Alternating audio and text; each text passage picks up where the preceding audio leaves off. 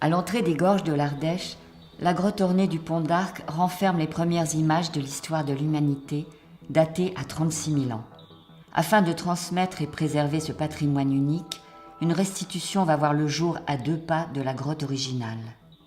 Ce site culturel permettra aux visiteurs de s'immerger dans une grotte, reconstitution de 8200 m², dont 3500 m² au sol, et d'apprécier les représentations pariétales reproduites grandeur nature. C'est la première fois qu'un fac-similé de cette envergure est réalisé. On a une grande feuille qui est la grotte, qui est une grotte complètement plissée. Son état naturel, c'est 800 mètres de long. Là, on l'a repliée pour avoir un parcours qui tienne dans cette enveloppe de 70 mètres de diamètre, qui respecte tout et qui nous permet de lire finalement à l'intérieur en ayant une anamorphose, une vraie reconstitution, mais sur un espace plus réduit. Donc le site de la restitution s'étend sur une quinzaine d'hectares, 5 bâtiments insérés dans le paysage, insérés au milieu de la forêt, pour un total bâti d'à peu près 1 hectare. Et puis spécifiquement la caverne du Pont d'Arc, une très grande restitution de 3500 m², avec près de 8500 m² de développement de voûtes, de murs et de sols qui sont reproduits à l'identique avec des savoir-faire techniques et des savoir-faire artistiques qui sont mis en œuvre. Cette reconstitution compactée de la grotte originale épousera le plus fidèlement possible les volumes et morphologie de la véritable grotte. Les relevés 3D servent de point de départ à la réalisation du fac-similé.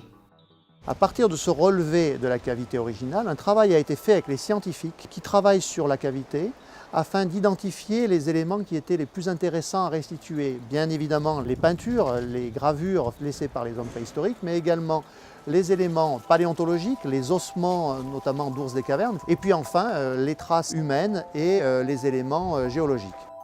Chaque profil numérique est projeté sur des tables pilotées par des ouvriers qui façonnent des barres métalliques.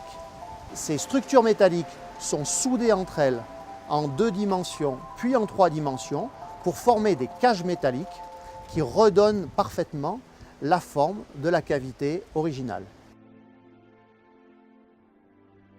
Sur ces cages métalliques, les opérateurs positionnent un grillage, puis ce qu'on appelle un scratch, c'est-à-dire une première couche d'accroche de mortier, et enfin, les sculpteurs intègrent une couche de 6 à 8 cm de mortier constituée de matière et de liants naturels qui vont être sculptés conformément à la réalité de la cavité originale. Lorsque la sculpture des éléments géologiques est avancée, on va venir intégrer des éléments de détail géologiques qui sont réalisés en atelier de manière très fine. On va venir intégrer les ossements d'ours des cavernes, les panneaux ornés qui sont réalisés en Dordogne et à Toulouse.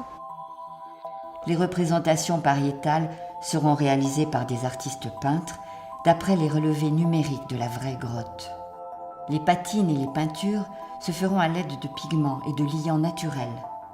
Chaque étape est validée et vérifiée par les scientifiques qui travaillent dans la cavité originale, dans leurs différentes disciplines, que ce soit la géologie, l'archéologie ou la paléontologie.